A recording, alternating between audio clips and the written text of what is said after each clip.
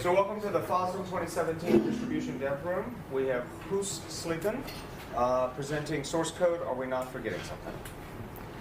Thank you. Yeah, I'm a Debian developer myself, but the talk will be relevant for any distribution. Maybe also for people who have their own upstream projects and want to provide tarballs or whatever for other people to use.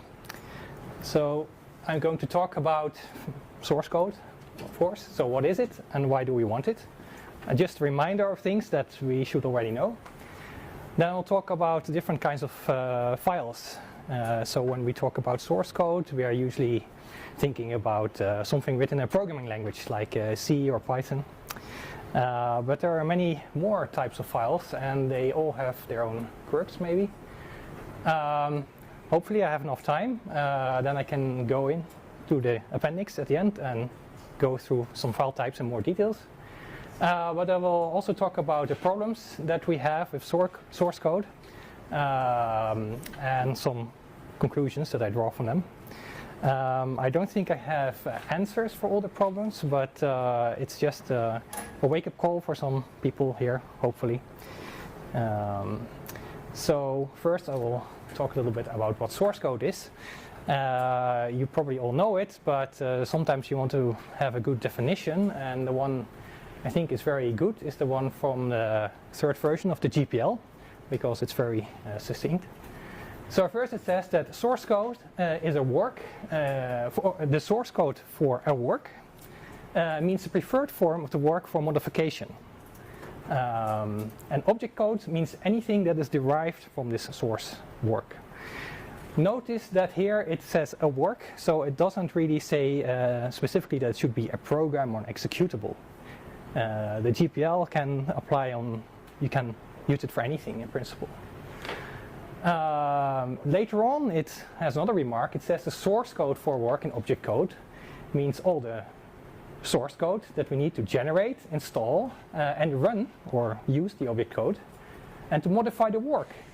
And this also includes scripts to control all these activities. So basically what they mean here is it's not just enough to have the source code itself, because you also need, for example, a compiler, you need maybe the make files, everything that you need to produce the end result.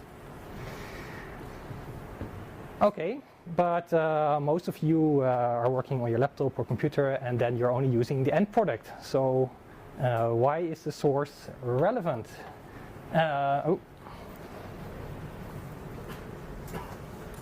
What happens here?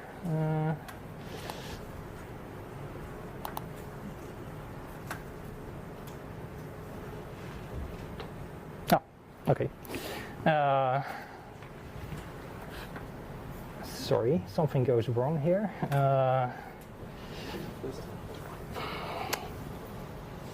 Technology. Let's see.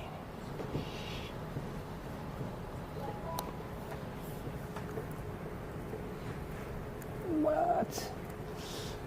Oh, I see. I'm missing a part of the screen. So we want the source code because there are several reasons. So one is that we are required by the license of the work to include the source code. Another is that some distributions require it, notably Debian and Fedora and many of their derivatives. But the main reason why we have an open source community is because we want to be able to fix bugs in programs, that we want to add new features, that we want to learn from things, so that we can make new products, for example. Just an example, the Debian Free Software Guidelines, as their second item, say that every program must include source code and must allow distribution in source code as well as compiled form. Well, it really says program there, but most of the Debian developers, they agree that this does not only apply to source code, it applies to everything. Of course, as I said before, you also want to have all the tools to be able to build the actual program. So Debian thinks these should all be free and have their source code of those tools available as well. So I already said that one thing is that we can learn from source code, we can study it, we can fix bugs, we can, for example, port programs to different platforms.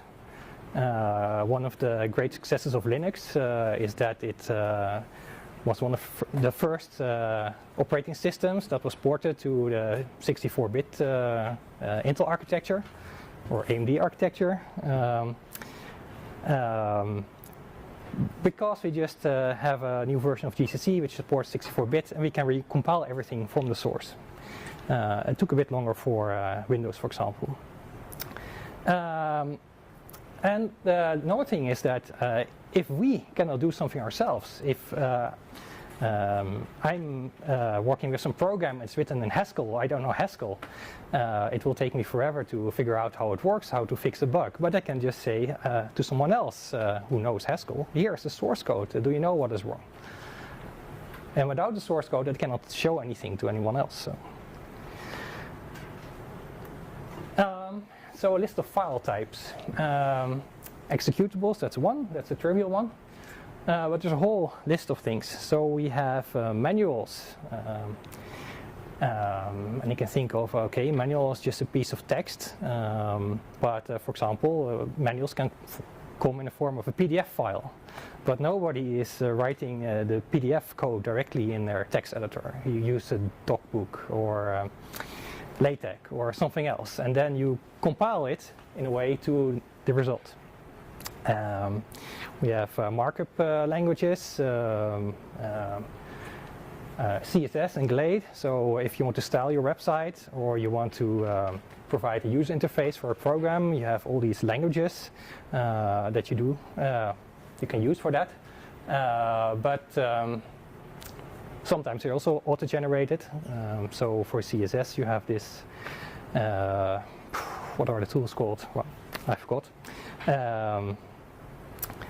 Glade produces some XML files, but you have all kinds of tools that can be used to generate them. You have translations. Think of the getText. It's a very funny one because you have the .po files, which are the files where you actually write the translation in, but that is partially auto-generated and partially you edit it manually. And then from that you generate a binary called the .mo file, which gets installed and used at runtime to provide translations for your program. Fonts, you think, oh, you have a TTF file, TrueType font, and doesn't it contain all the nice vectors to make a very nice outline of the font and render it? Well, yeah, but font designer actually doesn't just draw some lines. He has all kinds of guidelines and rules, a library of curves he uses to create a systematic way of, the glyphs of the font.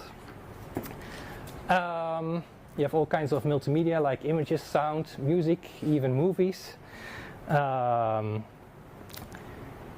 Databases, think of if you use Stellarium, for example. It's a very nice open source program to simulate a view of the night sky. It uses a database of star positions, and these were recorded by NASA, for example. They are in a certain format, but they have to be pre-processed before it can be used. So there's all these things, and some of them have source code, some of them are their own source. If I just make an image in GIMP and just save it as a XCF, or PNG maybe, if it's a single layer, then that is its own source, you can say. But if you have something more complex, like you have you use Inkscape, you have vector graphics with many effects, then the PNG that you produce from that, for example, is not really a source. Again, the source is the preferred form of modification. That's another issue because sometimes it's not really clear what the preferred form is. Hopefully I will get to that later, but I have to go through all the slides. So this is a list of problems. So the the header was cut off, that you can have source code. So what I said, it's not clear what the preferred form is. Sometimes it's too big. So for distributions, we only have so much space on the mirrors that host our packages. Blender has a competition where people can make movies, or this gets sponsored and they make them. These movies, well, if you download the end result, it's maybe a few hundred megabytes. That's already quite large. But all the sources used to produce that movie, wow, that's multiple gigabytes. So distributions cannot, for example, ship this. Sometimes it also takes too much CPU power to compile something. Again, these movies, they have to be rendered, for example. You need a compile farm and weeks of CPU time to actually produce the end result. Sometimes the compiler or whatever tool you use to go from source code to object form is non-free. Sometimes you have people who wrote something and then they lost the source code, and so you only have the end result.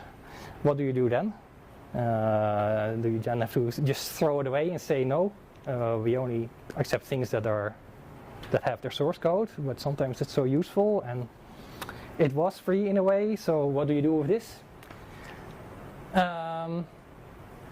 You have issues where sometimes the author says, oh, here I have something, it's GPL'd, and I throw it on some FTP server and it's out of my hands, and then somebody asks, oh, can you provide the source code? And they say, no, I didn't distribute it.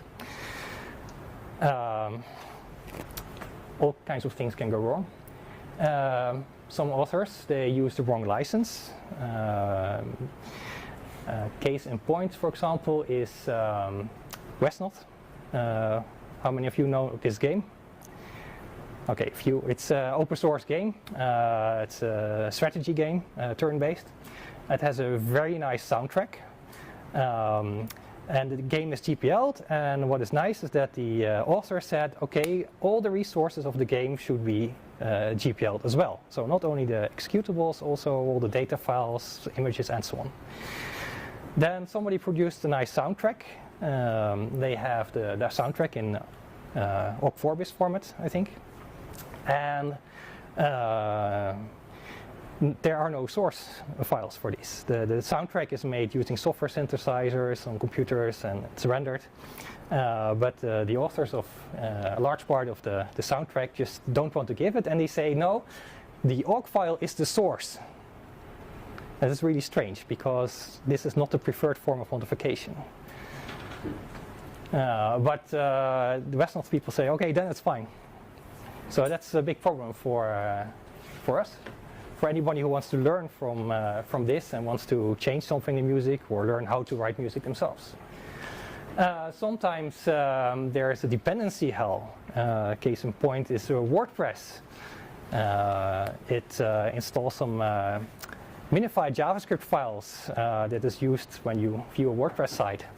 The JavaScript files are generated from source, which is available, but you need Grunt or some other tool to process this and make the minified file. It's actually quite complex.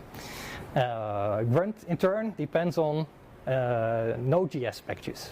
So you need a whole bunch of dependencies that are, well, Debian had this problem, where suddenly they had to add like hundreds of new Debian packages to the archive just to fulfill the requirement that all the tools used to build this minified file are in the distribution. So what should you do? Either if you're a distribution, a package maintainer in distribution, or if you're someone who provides an upstream project themselves. Please ensure that all the source code is available. If it's not, then try to find out what is not available, file a bug. If you're upstream, just add it. If you're a distribution packager, then try to work with upstream. Most upstreams are really kind and willing to help you. But if that doesn't work, there really are people out there who don't get it. then yeah, you have to push back in some way, and maybe one option is then to just say, okay, we're going to remove your package from our very popular distribution. But remember, so you have to be really reasonable about this. Use your common sense. Sometimes we have these problems that I mentioned earlier that maybe cannot be solved quickly or in an easy way, but then don't just say, okay, I'm throwing away all your work, because that is not helping anyone. In fact, that would create problems for end users, so don't do this. Well, here I have an example of an executable. I don't have much time, but I'll go through it quickly. So here we also have much more than meets the eye. So you think, oh, executable, I have some source files in some programming language like C. I have a compiler, GCC, and it makes it into an executable. Simple, right? No. You have all kinds of things going on. So in the top left corner, it's all the build scripts. So you have automake, autoconf, but you have the source files for your configure scripts. You have source files for automake. This all gets compiled by the auto tools, but then you have the configure script itself that is run at build time for your actual program that produces the make file, and that one is then actually run to tell GCC to compile your C file, but that pulls in header files, libraries. Your C file, if you have translations, needs to be pre-processed to provide this .po file for getText. Then you have to edit it by hand, and then finally you'll get the binary, which is read at runtime. You have icons, images, your user interface is maybe written in Glade fonts. Everything here is needed to make sure that your program runs and actually is useful. So next time you look at your own program or your own package, then think about all these things. Some other things. Sometimes it's not really clear what is source and what is not. Sometimes things are their own source. So for C, C++, Rust, and so on, compiled languages, we are really sure what it is. For scripts, if something is written in Python or Bash, we think the script is its own source. But sometimes these above things are written by other programs. So they have lexers and parser generators, user interfaces maybe created in Glade or Qt Creator that in turn can produce C or C++ files. Sometimes it's minified, like I already said.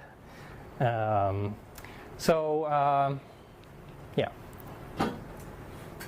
Think about that. I was already in the appendix. So documentation, man pages. You can write, when you write a man page, it's mostly its own source. But you can also have it auto-generated. For example, with Perl, you have pod to man. You have programs like DocBook or Pandoc that can translate from one format to another. Info manuals, they are usually written in TechInfo, or they're also produced by DocBook.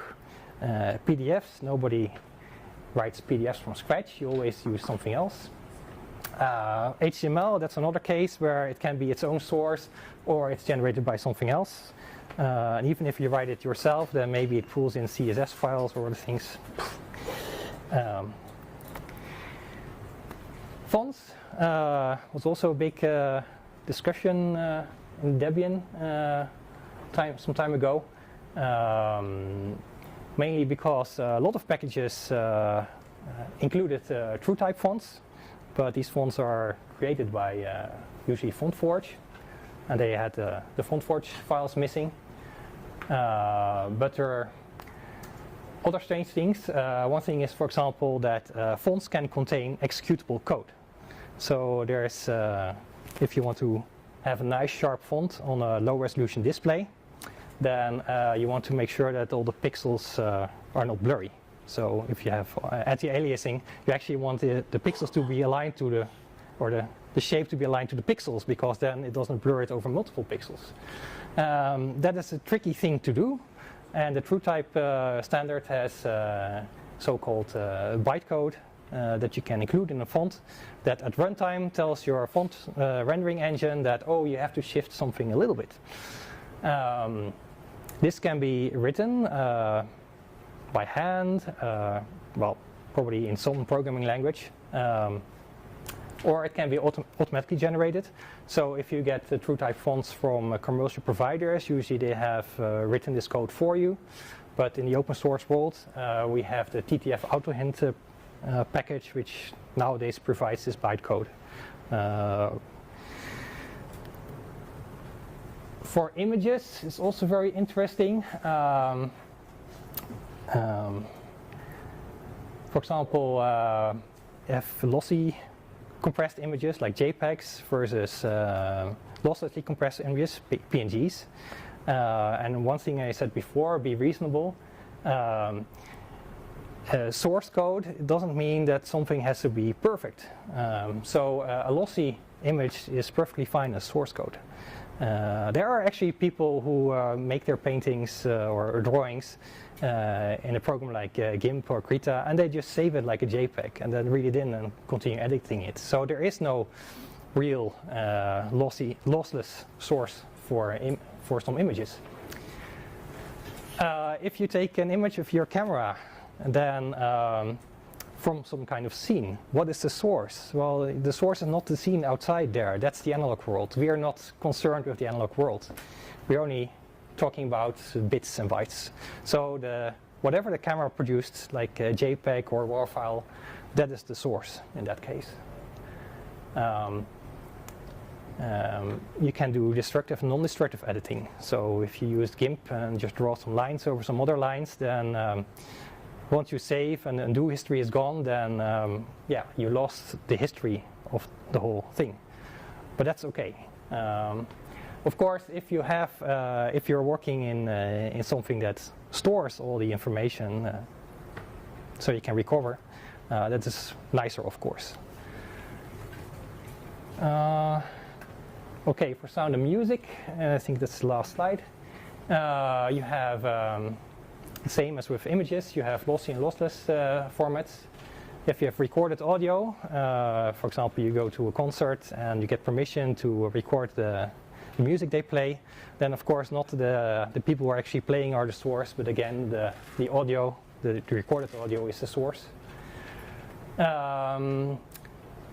Module trackers, that's interesting. It's from the Amiga time. It's a nice format because it's its own source code, which is really weird for music because that's kind of special. But mostly nowadays people are making electronic music with software synthesizers. So you have some kind of music score, then you have some samples or instruments that are generated electronically. And the whole setup of how everything is connected to each other and how filters are applied, for example, is in some kind of file that describes how this is done, and then you compile your music, so to say. So everything that you need to do this is source. Yeah, that was it. I hope I made some people more aware of issues around source code and think about, oh, what kind of source code did I miss? So do you have any questions?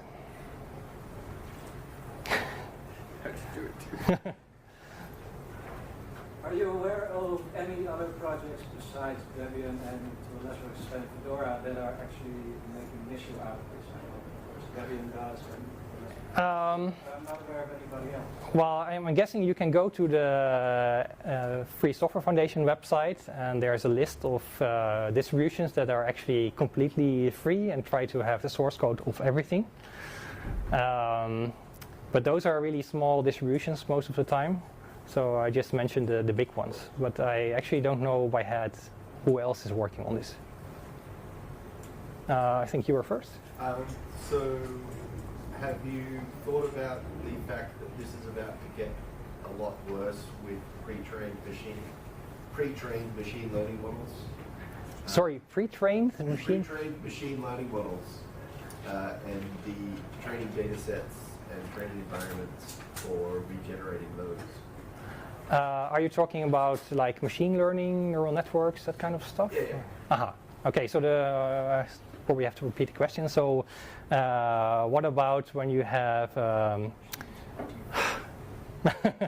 neural networks that have to be trained to perform some task, for example? Then what is the source code? That's very interesting. Maybe you have some kind of seed that you use to start your training process.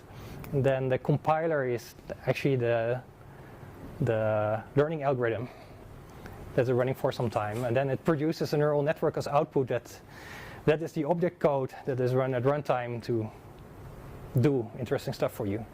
That's huge, isn't it? Usually the material that trains neural networks is... Yes, that can be huge. I would say the biggest problem is the CPU time you need for this, because even for simple things, I know this can take lots of CPU hours to produce something that works. That's time. Oh, sorry. Thank you.